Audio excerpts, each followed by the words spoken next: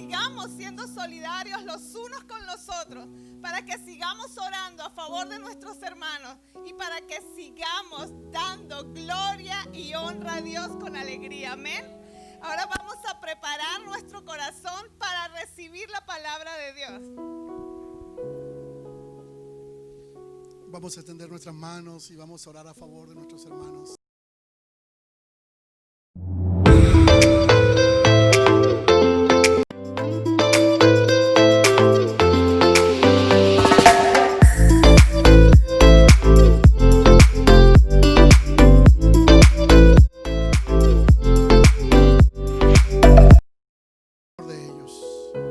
Padre, de manera muy especial oramos por nuestro hermano Julio Alvarado. Extiende sus manos conmigo. Declaramos, Señor, que la mano de Dios está a su favor, que todos los síntomas que él tiene, Señor, desaparecen y que él recupera su salud completa en su casa, en su familia, en su vida, en el nombre de Jesús. Señor, oramos por él para que pronto esté bien. Ahora mismo recupere su fuerza, recupere, Señor, toda su capacidad de oxígeno, oh Dios, y nuestro hermano Julio pueda estar fortalecido en el nombre de Jesús. Asimismo oramos por nuestro hermano Miguel, Señor, estos líderes tan valiosos de la iglesia, para que salga totalmente negativo en esta prueba, Señor, y junto con toda su familia retorne de nuevo a servir como ellos lo hacen, con pasión y con entrega. También oramos, Señor, por todos los hermanos que están quebrantados, que han sido operados en estos días quirúrgicamente, Señor. Nuestro hermano Julio Galeano, oramos para que su recuperación sea pronta y buena y lo podamos tener de nuevo con nosotros. Por nuestra hermana Osiris, para que también su recuperación esté perfecta y pronto. Extendemos nuestras manos y oramos así mismo por todo el que está enfermo, no solo en nuestra iglesia, sino en cualquier otra iglesia y en cualquier otra parte, y reprendemos este virus de sus casas y de sus familias.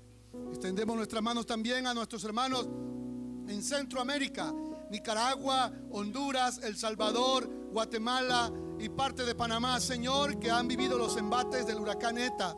Oh Dios, oramos por sus familias, oramos por los que están en refugio, oramos por los que han perdido tantas cosas valiosas.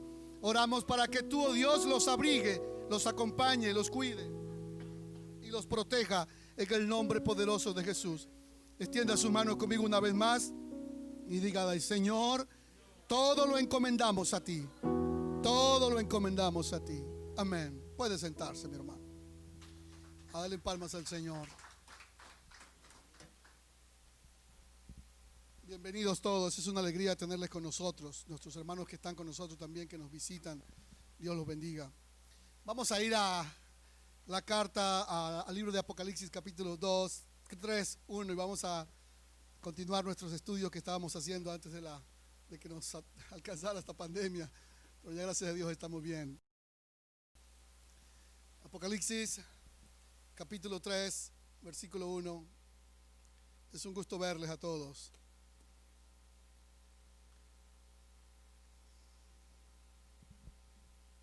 Apocalipsis 3, 1.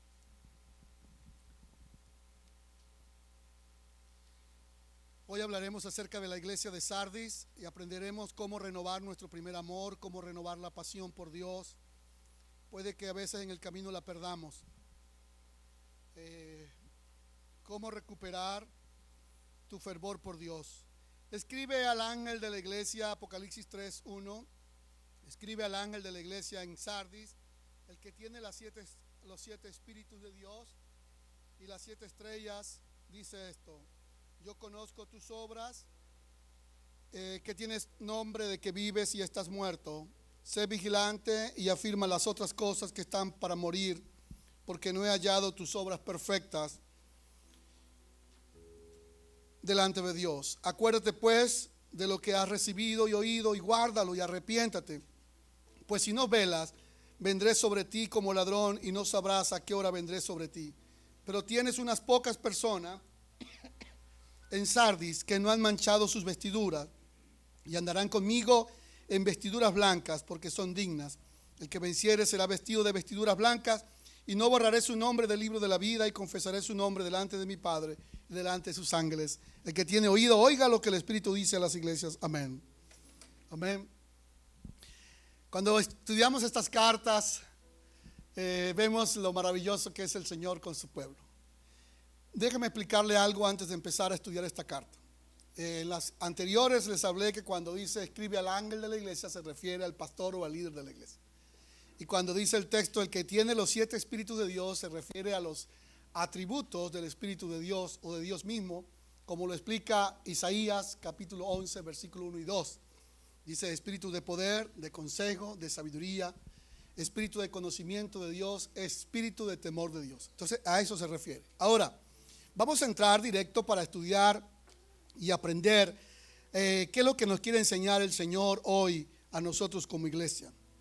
No estoy seguro si están pudiendo colocar las presentaciones, pero ustedes me siguen. Lo primero que dice es, yo conozco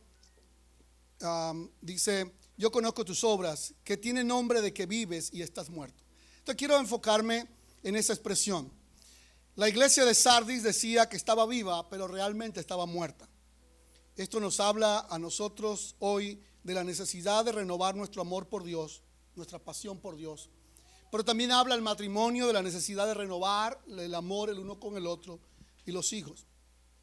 Sardis era una ciudad interesante que unos 700 años antes de que se escribiera esta carta del apóstol Juan, era una ciudad ícono, una ciudad como todas las ciudades que hemos visto en el Asia Menor, ciudades muy populosas y muy prósperas. Pero en el momento que se escribe esta carta, ellos habían cometido un error, y es que ellos tenían un rey que se llamaba Creso, y este rey se decía que era el rey más rico de toda la región. Era extraordinariamente o extremadamente rico. Ahora, Creso era tan rico que se confió en sus riquezas. La gente le decía, mira, no te confíes en tus riquezas porque puede ser que en cualquier momento se le terminen las riquezas. Y él no escuchaba. Inclusive vino uno de los más sabios de ese tiempo, de los griegos, y le aconsejó al rey. Le dijo, rey, no te confíes en la riqueza suya ni en la riqueza de Sardis, porque puede perderla en cualquier momento y quedarte sin nada. Él no escuchó por su arrogancia, por su orgullo, por su altivez, no escuchó el consejo ni la exhortación. Y así pasó. Sardis era estaba en una colina y era tan fuerte su protección que casi nadie podía entrar para invadirla y sitiarla. Solo ocurrió que un soldado persa, porque el rey contrario que quería invadir esa ciudad ofreció una suma millonaria al que descubriera cómo pudiera penetrar los muros que protegían la ciudad de Sardis. Y prometió una cuantiosa cantidad de dinero al que descubriera cómo entrar y poder sitiarlos y poderlos vencer. Un soldado que estaba de este lado, entonces pudo darse cuenta porque viendo a un soldado, ya lo tengo acá, gracias, porque viendo a un soldado de los de Sardis que se le cayó su escudo en el muro, entonces el soldado contrario se quedó mirando y se dio cuenta que este soldado bajaba por las grietas del muro y bajaba por las grietas del muro hasta que recogió su escudo y lo volvió a sacar. Entonces dijo el soldado enemigo, lo tengo, ya sé cuál es la debilidad de esta gente. La debilidad de los de Sardis es que tienen sus muros agrietados.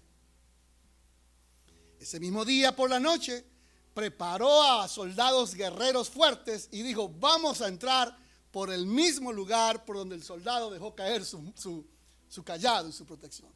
Se fueron en caravana, gente muy fuerte, y siguieron los pasos de este soldado y entraron por cada una de las rendijas o de lugares que tenían ellos ocultos, penetraron la ciudad, conquistaron la ciudad y sitiaron la ciudad y lo dejaron totalmente imposibilitados.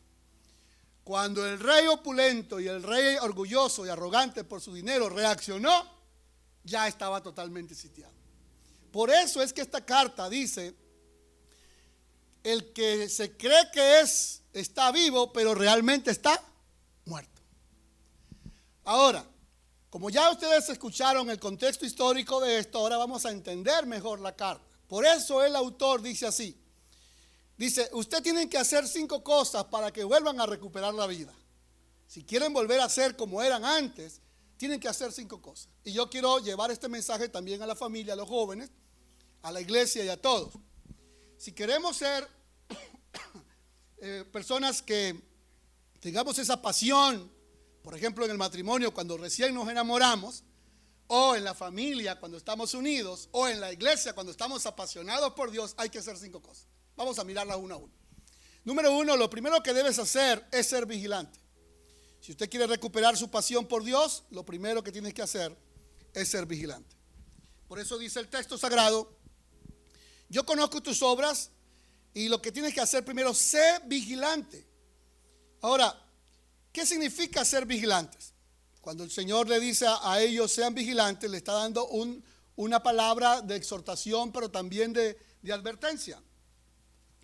Y si uno busca el texto sagrado para buscar en qué debían ser vigilantes, quizás no encuentra. Pero una manera que hacemos los que estudiamos la Biblia, y ustedes también, cuando ustedes encuentran un pasaje de la Biblia difícil de entender, o cuando encuentran una porción, por ejemplo, Apocalipsis, que es un libro complejo de entender, una manera correcta que puede hacer el intérprete bíblico es ver si el autor que escribe este libro tiene otros libros también en la Biblia que los haya escrito. Y entonces, al leer esos otros libros, puede entender mejor el Apocalipsis. ¿Están conmigo? Esta es una de las maneras de interpretación correcta de la Biblia.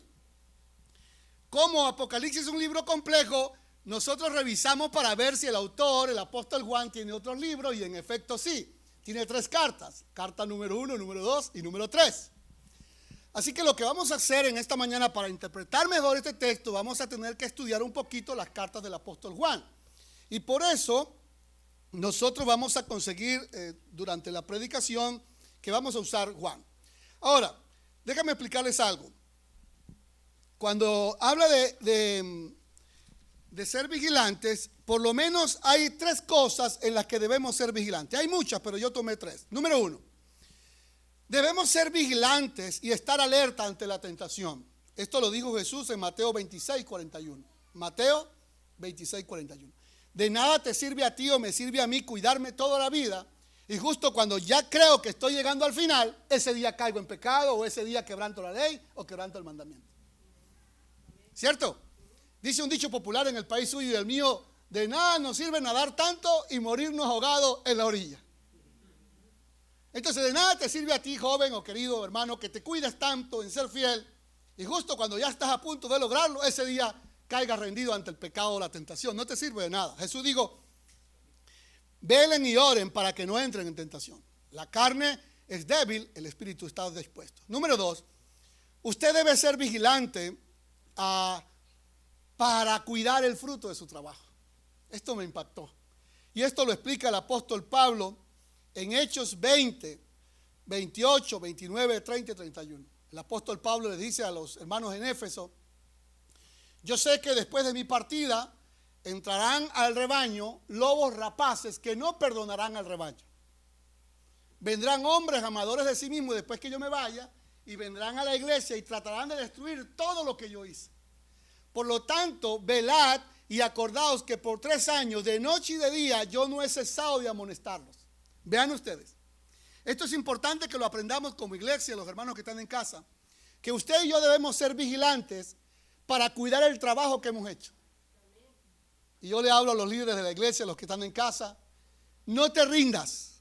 Aunque a veces uno, cuando tiene algún problema de salud como el que estábamos enfrentando y lo que están enfrentando los hermanos, la fe a veces puede ser quebrantada y llegar a la duda. Pero no te rindas por una razón. No permitas que el esfuerzo de tu trabajo se pierda porque te rindes antes de tiempo. ¿Me escuchan todos bien? Mantente ahí. Número 3, en cuanto a ser vigilante, tiene que ver con resistir. Primera de Pedro 5:8. Primera de Pedro 5:8. Dice resistir al diablo. Vean esto, lo que dice Pedro. Primera de Pedro 5:8. Sean sobrios y velad, porque vuestro adversario, el diablo, como león rugiente, anda alrededor buscando a quien devorar, al cual resistid firmes en la fe, sabiendo que los mismos padecimientos se viven se están cumpliendo en vosotros y en todos los hermanos alrededor del mundo. Denle palma al Señor y alabanzas al Señor. Entonces expliqué la primera parte del texto que dice sé vigilante. Se refiere a cuidar de no caer en la tentación. Se refiere a cuidar su trabajo, a cuidar el trabajo que usted ha hecho para Dios. Y se refiere a ¿qué más? A resistir. Porque Satanás no anda como una palomita, anda como león rugiente alrededor suyo buscando. Él no está viendo, él está buscando a quien va a devorar. Usted debe ¿cómo? Resistir. El segundo consejo que le da el apóstol Juan a la iglesia, o el Señor a través del apóstol Juan, le dice, afirme las otras cosas que están por morir. Apocalipsis 3:2, afirme las otras cosas que están por morir. Ahora, usted lee y vuelve a leer y no consigue cuáles son esas otras cosas que están por morir. Es que Dios no siempre no dice todas las cosas como uno quiere escucharlas. Él te dice para que tú seas sabio. Pues dice, afirme todas las demás cosas que están por morir. Entonces uno se pregunta, ¿cuáles pueden ser esas otras cosas que están por morir?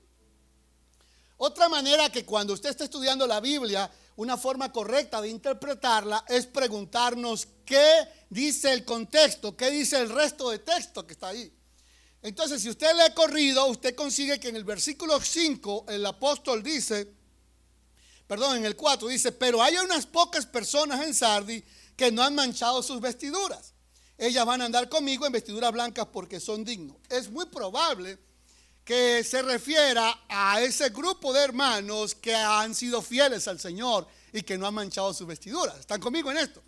Cuando dice que no deje que las otras cosas se mueran, las buenas, es muy probable que se refiera al grupo de creyentes, de hermanos, de líderes o discípulos que todavía se mantienen firmes. Ustedes saben que cuando uno cede, el otro también es como tentado a ceder. ¿Sí me explico? A veces una persona está animada y todos están animados. Pero uno solo que esté desanimado se contagia a los demás. Entonces el apóstol dice, mira, ahí hay un grupo de hermanos que siguen siendo fervorosos, animados, motivados, que echan para adelante, que van para adelante. Por favor, no dejen que eso se muera. Ahora, si explicamos un poco más este texto, pudiéramos decir, y en lo personal este es el punto del sermón que más tocó mi vida, porque no sabemos cuáles son. Y yo me puedo preguntar, ¿qué cosas está haciendo la iglesia bien que no deberíamos dejar morir? ¿Qué cosas estoy haciendo yo bien como pastor que no debería dejar morir? Como esposo, como padre, como hijo. ¿Qué cosas usted está haciendo bien que no debería dejar morir? Yo escribí 3 cosas por lo menos de la iglesia. No fue fácil responder esa pregunta, porque dice que las obras que estamos haciendo no son tan perfectas. Número 1, yo creo que como iglesia cuadrangular de Indianápolis hemos seguido siendo fieles a Dios a pesar de las pruebas que hemos estado viviendo desde el mes de mayo hasta el mes de ahora. Yo creo que como iglesia hemos seguido predicando a pesar de todos los temores y miedos a los cuales hemos sido sometidos. Si yo como pastor escuchara la voz del miedo o la voz del temor, no nos estaríamos reuniendo. Seguiríamos en casa por Zoom, seguiríamos en casa sabiendo que no todos están en Zoom atentos, sino están cocinando, están lavando platos y están tratando de escuchar al pastor predicar. Eso es la verdad verdadera. Pero creo que hemos seguido siendo fieles a discerniendo con sabiduría un hilo entre el miedo y la prudencia. 3, creo que como iglesia hemos seguido trabajando, aunque nuestros líderes de jóvenes ahora están ya para salir de esta situación de salud. Los jóvenes han seguido avanzando, la escuela de líderes ha seguido avanzando, los matrimonios han seguido avanzando, el ministerio de oración alabanza ha seguido avanzando, el equipo de los hermanos que hacen los medios, las transmisiones en vivo ha seguido avanzando, los niños han seguido avanzando, el ministerio de intercesión que activamos recientemente de oración ha seguido avanzando. Y algo grande que ha pasado en medio de esta situación de salud es que se ha activado el ministerio que llamamos el Buen Samaritano para ayudar a los hermanos en necesidades. Yo quiero que den palmas al Señor por los hermanos que han compartido sus alimentos, su comida, han traído a los hermanos enfermos comida a su casa. Esto es una obra de que estamos haciendo algo bueno y que no debemos dejar morir. Ahora, puede preguntarse algo más. ¿Cuáles pueden ser esas cosas que están por morir en tu vida? Esta es una pregunta muy personal y muy comprometedora, o muy confrontativa, perdón. Pensemos en las cosas básicas como creyentes. Yo lo llamo lo básico mínimo. Congregarse, leer la Biblia, la oración, ofrendar, diezmar, compartir el evangelio, servir a algún ministerio, practicar el compañerismo con los hermanos. Yo quiero preguntarte algo. Usted le dice a sus niños cuando tienen 3 años: hijo, sabes que mañana tienes que levantarse, tienes que cepillarte, tienes que lavarse la boca, tienes que despeinarte, tienes después que vestirte, después prepara la lonchera y estás listo porque te voy a llevar al colegio. ¿Cierto? Uno lo hace quizás con Joshua. Yo no sé si quizás ya Joshua es tan inteligente que ya lo mismo lo hace solo. Pero yo pregunto, ¿es cierto que se ve un poco como fuera de contexto que yo tenga un hijo de 30 años y le diga: ya sabes que mañana tienes que levantarte, cepillarte, peinarte, vestirte y esperar que yo te haga el lunch, el sándwich para llevarte al colegio? Es cierto, ¿verdad que es como disonante? Eso es lo que la Biblia trata de decir. Que a los creyentes no se nos deberían recordar, ¿qué cosa? Las cosas básicas. Porque cuando se nos recuerdan las cosas básicas, ¿cómo estamos? ¿Como qué? Como niños. Y la hermana Patti el miércoles nos dio un sermón extraordinario sobre esto. Así que, pero la pregunta que usted puede hacerse es: ¿cuáles son las cosas básicas que no debo dejar morir? Como le dije que había que estudiar la carta del apóstol Juan, yo encontré 5 cosas que usted puede anotar y las puede recordar. Número 1, segunda de Juan 1:4. Usted no debe dejar morir andar en la verdad. Debe permanecer andar en la verdad. Lo siguiente, usted no debe dejar morir amarse uno al otro. Aunque usted vea que los demás no se amen, usted siga amando a los demás. Tercero, usted no debe dejar de morir andar en sus mandamientos. Cuarto, usted no debe dejar morir de cuidar de usted mismo y del trabajo que usted está haciendo. Primera de Juan, segunda de Juan 1:8. 5, usted no debe dejar morir, perseverar en la doctrina de Cristo. Sé que lo dije un poco rápido, pero ahí están. Memorice por lo menos uno. ¿Qué no debo dejar morir? Perseverar en la doctrina de Cristo. Por lo menos esa, anote esa. Andar en la verdad, andar en sus mandamientos, cuidar el fruto de mi trabajo y amarnos los unos a los otros. Ustedes son extremadamente brillantes e inteligentes. Den palma al Señor y alabanzas a Dios. La tercera cosa que dice el apóstol que usted debe hacer para recuperar su primer amor, para recuperar la pasión, para recuperar el fervor por Dios, por su familia, es esta. Dice así: sé vigilante y afirma las otras cosas que están por morir. Dice: acuérdate de lo que has recibido y oído y guárdalo. Acordarse de lo que hemos recibido. La pregunta que nos hacemos acá como intérpretes o estudiosos de la Biblia es: ¿qué hemos recibido? Lo que usted ha recibido y oído, ha guardado. Esto es una cosa muy profunda y muy importante. Mire, todo lo que usted escucha, usted lo recibe, lo oye y lo guarda, cambia tu perspectiva de vida. Por ejemplo, con esta situación de la pandemia, casi no me gusta hablar de esto para no magnificar esto. Hay que magnificar a Dios. Pero usted escucha tantas cosas, y si por alguna razón los que están en casa, que están también diagnosticados con esto, escuchen esto. Usted escucha tantas cosas y ve tantas cosas en las noticias, que si usted lo que escucha lo guarda, usted realmente se muere antes de tiempo. Se muere antes de tiempo. La fe se le va a uno para el piso. Entonces es muy importante lo que usted escuche, lo que usted ha oído y lo que usted guarda en su corazón. Alaban a Dios conmigo. Si usted escucha cosas de fe, de ánimo, de que vamos a salir de esto, que vamos a pasar esta prueba, entonces su fe se va a fortalecer y usted va a salir adelante con la ayuda del Señor. Alaben a Dios con palmas. Alaben al Señor. Ahora, voy a tratar de responder esa pregunta: ¿qué es lo que hemos oído nosotros como cristianos basado en la Biblia? Pero para esto voy a usar Primera de Juan, casi todo el capítulo 1. Yo voy a leer algunas y usted grabe la que mejor se identifique con usted. Dice el apóstol Juan en su primera carta, Juan capítulo 1, versículo 1. Dice: lo que hemos oído, lo que hemos visto con nuestros ojos, lo que hemos contemplado y palparon nuestras manos tocante al verbo de vida. Entonces, ¿qué es lo que nosotros hemos oído que debemos guardar en nuestro corazón? Diga conmigo en voz alta, todo, diga conmigo, todo lo relacionado a Cristo. Amén. Eso es lo que usted tiene que guardar en su corazón, que Cristo es poderoso, es sanador, resucitó, venció la muerte, está sentado a la diestra de Dios, viene por nosotros otra vez, Él es el Rey de vida, Él es el glorioso, ese es Cristo. Eso es lo que usted tiene que guardar en su corazón. ¿Qué más debe usted guardar en su corazón? Primera de Juan, lo estoy estudiando y desglosando.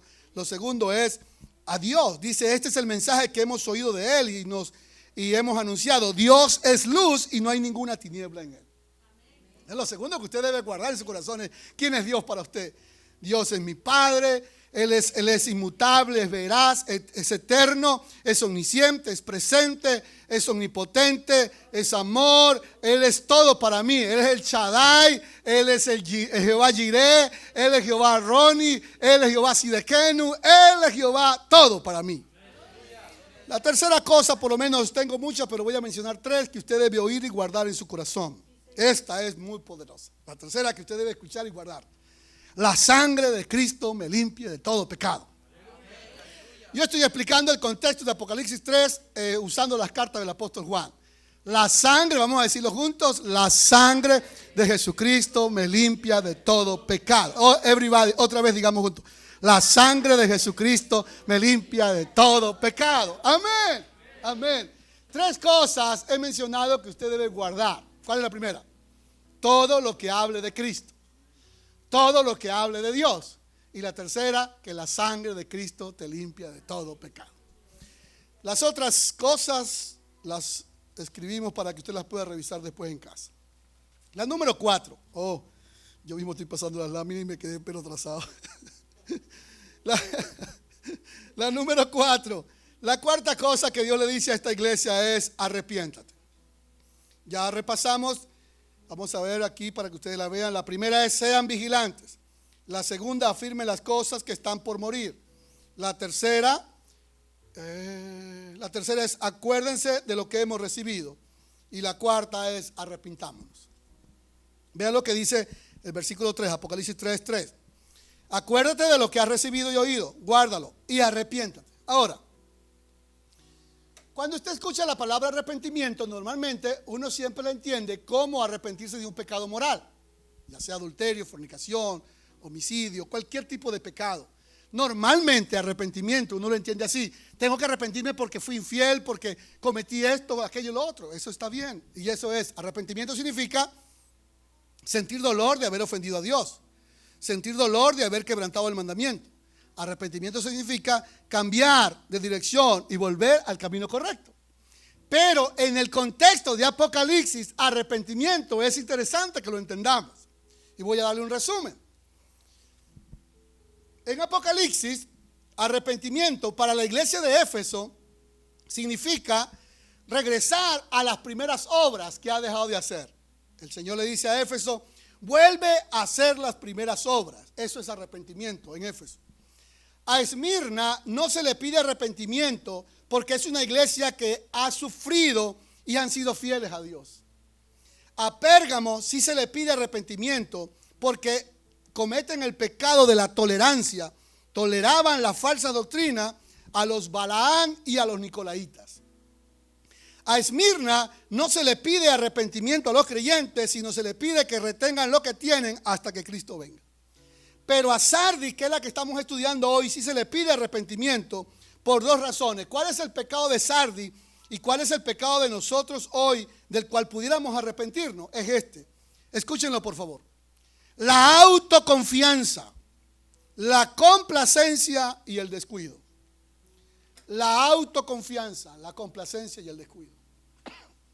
Cuando nosotros nos confiamos tanto, cuando nosotros caemos en la autocomplacencia, yo estoy bien, nada me va a pasar. Déjame darle una palabra de responsabilidad con respecto a la situación que se vive a nivel mundial de salud. Una inmadurez o imprudencia que uno puede decir, no, ese virus es irreal. Eso no es real. No lo digas, porque nadie sabe hasta que no lo vive, y es mejor que no lo vivas. Pero uno tiene que ser, en este caso en Sardis, no se confíe en su fuerza ni en sus habilidades. Confíe en Dios. Diga, mi confianza viene de Dios. Dígalo de nuevo, mi confianza viene de Dios. Yo confío pero en Dios. Yo no confío en las fuerzas, ni en mi capacidad, ni en mis sistemas de, ¿cómo se llama? Inmune, no. Tu confianza viene de Dios.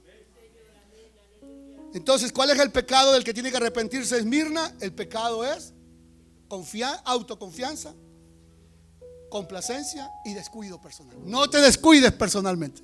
Quiero que le digas a alguien, no te descuides espiritualmente. No bajes la guardia espiritualmente. Aliméntate bien, come 3 comidas al día y si puede come 4. Muchas frutas, muchas hortalizas, pero no te descuides espiritualmente. Esa es la mejor barrera de defensa que tú tienes. Quinto y último, y terminamos por hoy el estudio de Apocalipsis. La quinta cosa que le dice a la iglesia es: sea fiel. Dígalo conmigo en voz alta: sea fiel. Quiero que lo digas conmigo en voz alta: siga siendo fiel.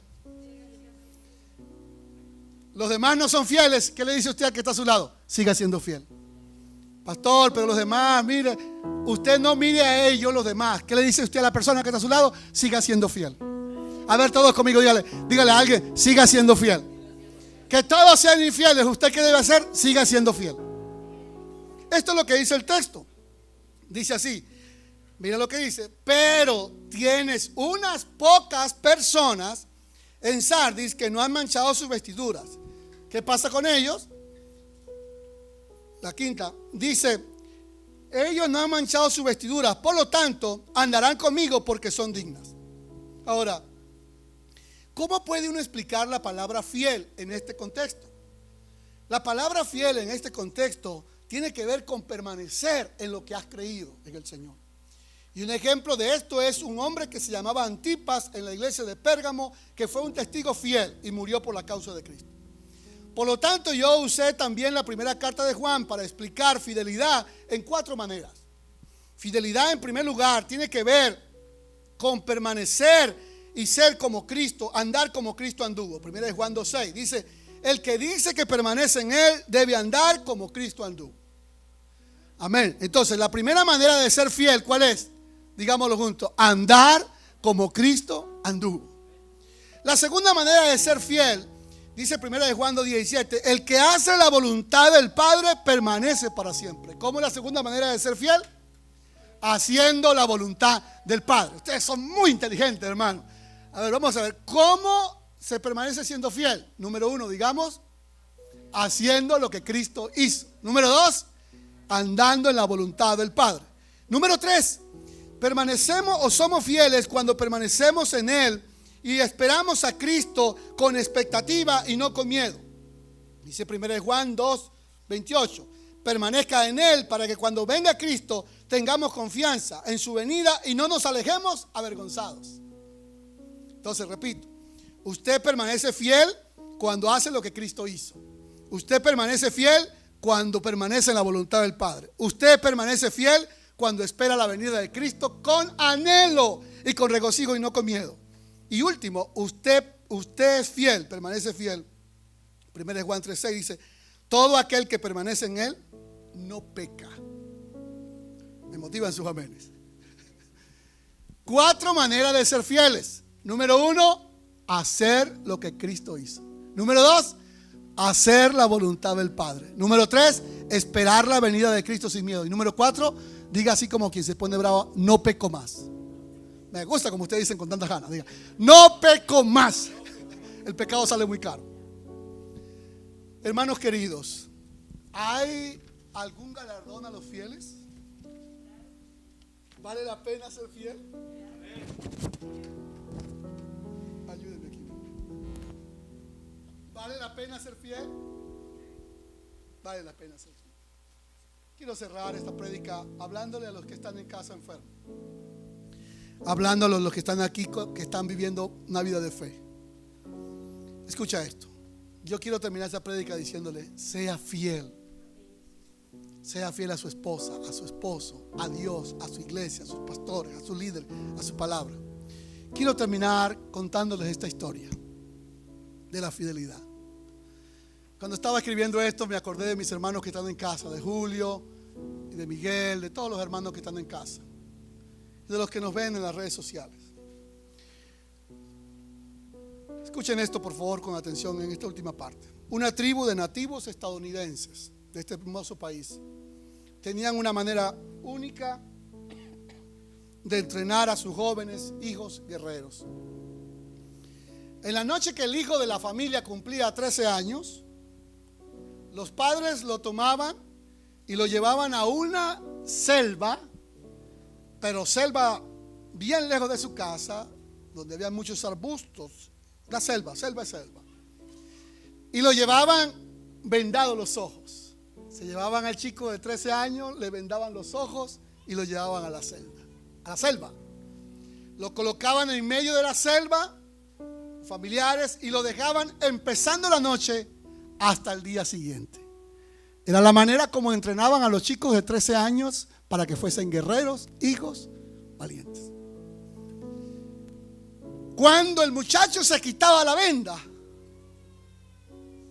se conseguía en medio de la propia celda, rodeado solamente de monte, animales, grillos y de todo tipo de lo que hay en la selva.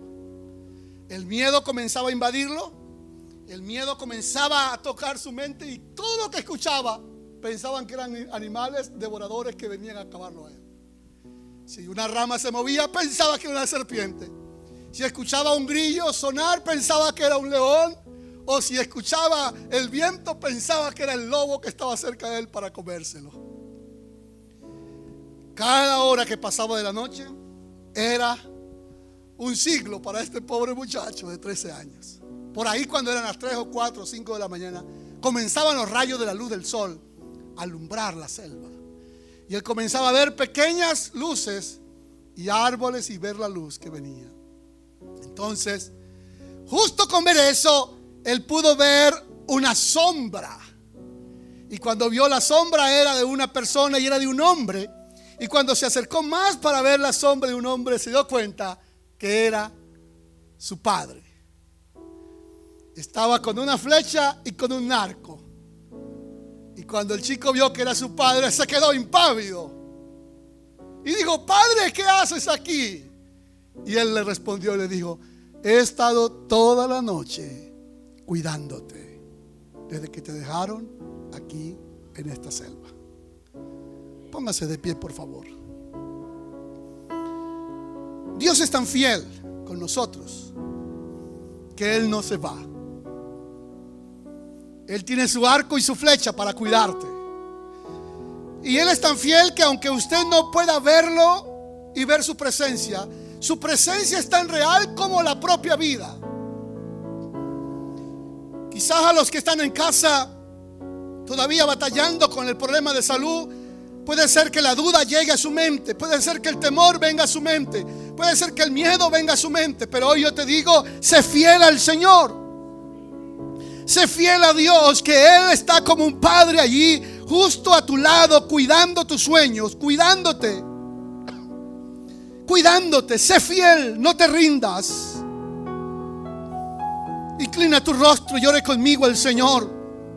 Y dígale: Padre bueno, hoy hemos escuchado tu palabra eterna y poderosa, que nos anima, Señor, a ser vigilante, que nos anima, Señor, a no dejar morir las cosas buenas, que nos anima a recordar lo que hemos recibido, que nos anima, Señor, a arrepentirnos, pero que también nos anima a ser fieles.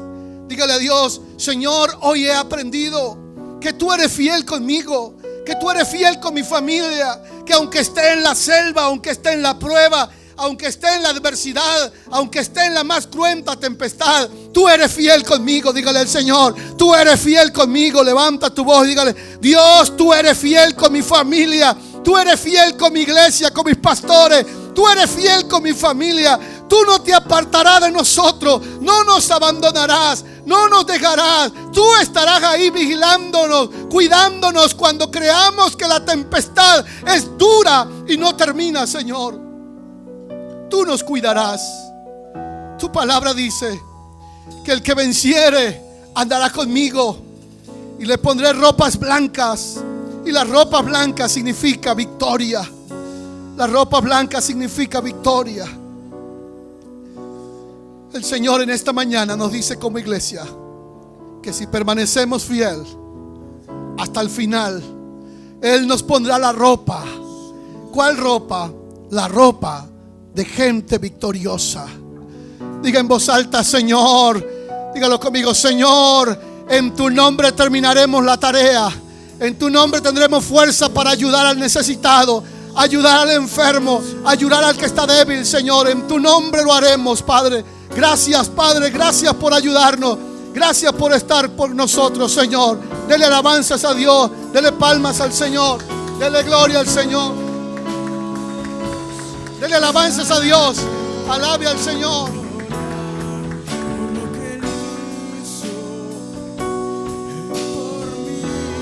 Adoramos al Señor.